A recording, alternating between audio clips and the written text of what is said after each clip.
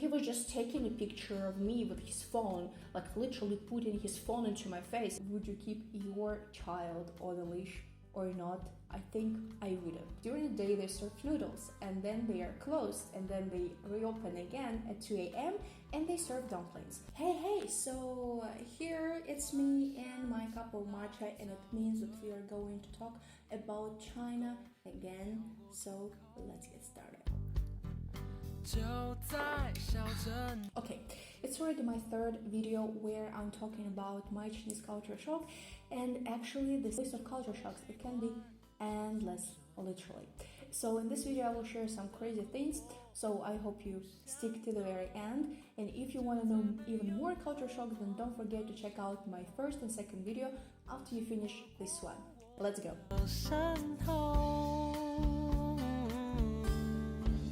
So the first culture shock I'm going to talk about, I actually noticed it very soon when I went to China. You know, you could just go to any park and you will see, of course, many parents with their children. The thing that actually surprised me was the fact that most moms or like dads, they were keeping their children on a leash. Yeah, just like that. I can justify it with two things. China is super crowded, and no matter where or when you go somewhere, there will be lots and lots of people. The second thing is that, well, Asian people are usually with dark hair, and I think among other children, it's actually really easy to lose your one, but it doesn't justify that you keep your children on a leash. I mean, like, it sounds crazy, right? Even if I try to justify it, I mean, it's just crazy. Let me know what you think, and would you keep your child on a leash or not? I think I wouldn't. I don't have a child, so my imaginary child. The next thing that is also crazy, because in my culture it has an absolutely different association. Well, I think we had a kind of celebration, or I don't know, sort of event at our university, and at the entrance of the building there were wreath flowers. And for me, wreath flowers, they have this strong association with funerals, because in my home country, we usually take such flowers to the funerals.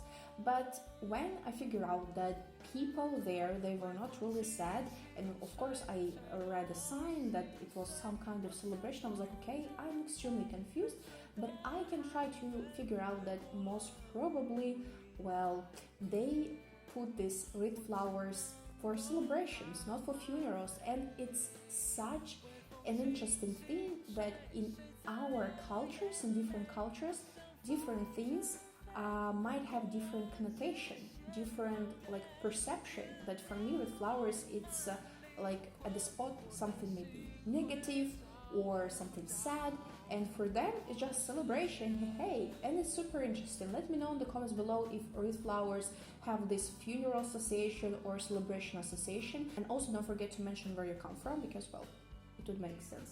The next culture shock is extremely funny. I was just sitting in my room and there was my roommate who came to me. She was like, okay, do you want to eat some dumplings? I'm like, of course I want to eat some dumplings. I mean, like, I love dumplings. Oh, what a dumb question. And she was like, okay, we need to wait until 2 a.m. and we'll go. I mean, like, what do you mean 2 a.m.? Maybe you mean 2 p.m. She was like, no, I mean 2 a.m. I'm like, how come? She's like, okay, there's this cafe that only like during the day they serve noodles and then they are closed and then they reopen again at 2 a.m. and they serve dumplings. Like, and I cannot say that they serve, they just sit at the table, they make those dumplings, they steam them, and you come, you say, hey, I want one portion of dumplings with pork or something like that, and they're like, hey, here you go, you pay, and you just sit near them and eat those.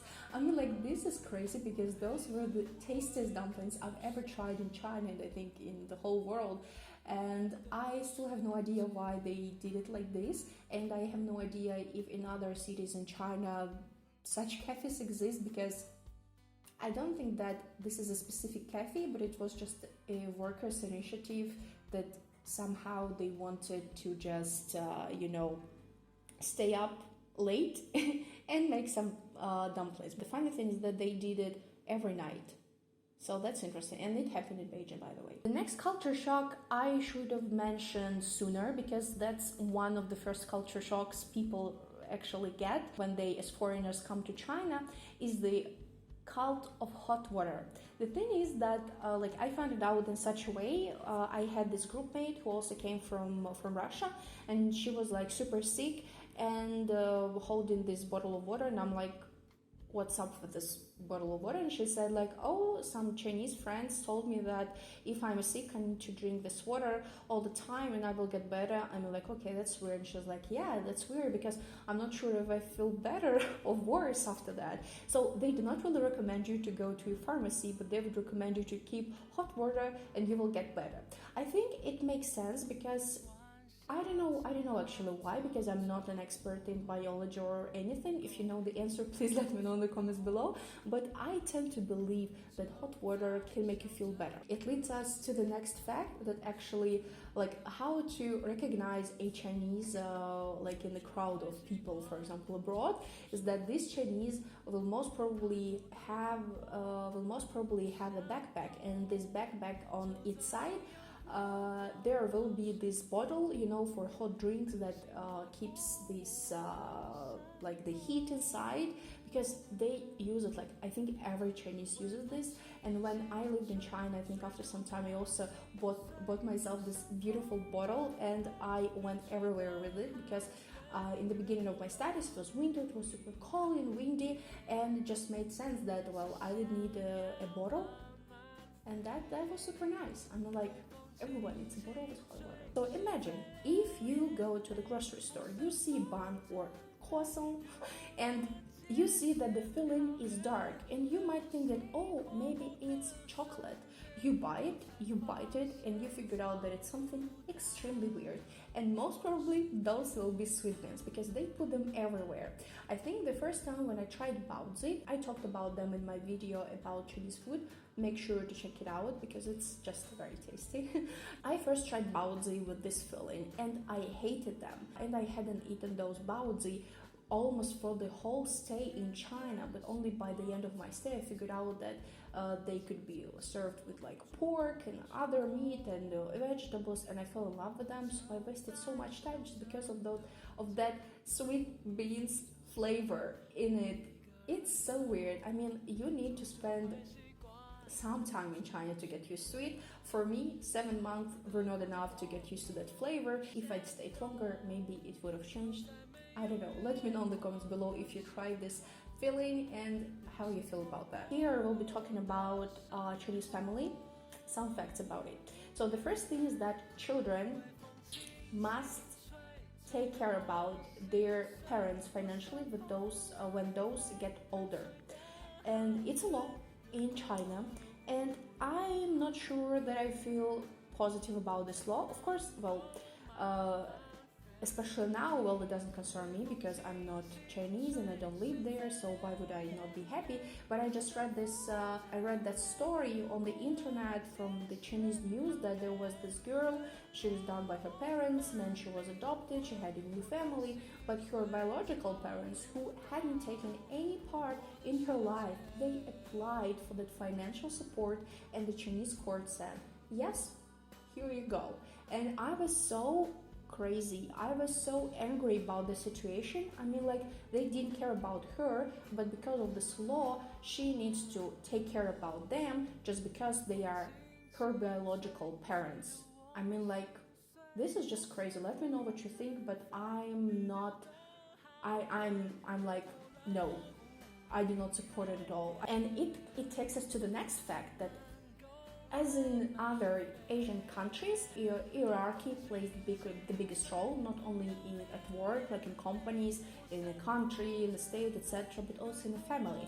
So they have a strong parental authority, and it means that parents decide everything for their children, like where they will study, who they will marry, etc. And of course, well, I want to believe that it doesn't happen in all the families, but they decide what you're gonna do in your life, and you cannot really argue with them. And it takes us to the next fact, that when it comes to marriage, if, for example, there is a girl, there is a boy, and a girl wants to marry a boy because she loves him, but a boy isn't rich enough to have apartment, to have cars, or some, you know, basic things for Asian families, her parents just would say, no, you are not marrying him because, well, he cannot provide the financial support for you. Like, how will you marry him? This is super devastating. I mean, like, I feel super sad both for like women and men in this situation, because this like hierarchy, this patriarchy that like man needs to be strong, needs to be super rich, etc. It just stresses out everyone, and I don't think that it does any good to any people in this situation. Again, let me know in the comments below what you think about that. Let's discuss something more amusing, a little bit amusing I should say. Is that, well, if you are as a foreigner come to China and you have a different face from local people, they will be super amazed to see you, and it could lead to two things. They will take pictures of you and they will ask you to take pictures with them. It happened to me many times during my stay, and I will tell you about two situations. The first one wasn't as pleasant as it could sound when somebody wants to take a picture with you. I was just running in the park, and there was a Chinese man, so he was like a grown-up man, walking towards me, and he was just taking a picture of me with his phone, like literally putting his phone into my face. I'm like, yeah man, no problem man, like what the hell is going on here? Like, why is he taking pictures of me like that when I'm running? Like, I mean, like, what the hell? I mean, I don't mind if they come and ask if they can take a picture of me or picture with me. I'm like, yeah, okay, no problem, it's weird, but I don't mind. But when somebody's taking picture like this, I mean, that's super weird. Like the next time we went to some tourist site, we were walking, there was a group of Chinese women. They were like, oh my god, you're a foreigner. We were like, hey, yes. And they were like, can we take a picture of you? I'm like, okay, sure. And I have pictures of them taking pictures with me. Just look, yeah, felt like a celebrity. But overall, it's like super weird when somebody takes picture with you just because of how you look. That's weird. Mostly, like, if you go to a big city in China, well, of course, with most local people it wouldn't happen, because, well, they are already used to seeing foreigners all over the place. But if you come to some tourist sites and you see other Chinese tourists who came from smaller Chinese cities, of course they will be like psyched to see you, like, oh my god, and children as well. And the last thing, also super positive, I was in another training with my roommate. We had this sport field near our university. We were sitting there and I saw a laptop left on the run lane. I'm like, who even left it there? And my roommate was like, okay, no one will take it. I'm like, what do you mean no one will take it? And she's like, well, because people in China, they just don't take things like this. I'm like, okay, that sounds interesting. After that, I heard stories that people leave their cars open and they do not, secure their bikes when they park them outside of their homes, like houses, etc. And it feels like super safe if you, for example, leave your bag somewhere or you leave your phone somewhere, because I think I did leave my phone 1 or 2 times somewhere and I came back and it was just on the same place. In such situations you feel absolutely safe and secure that, well, most probably nobody will take your things. Here we are. I think that's it for today. Let me know what you think about those culture shocks and whether you want to hear more culture shocks from China from me, and see you in the next video. Bye bye.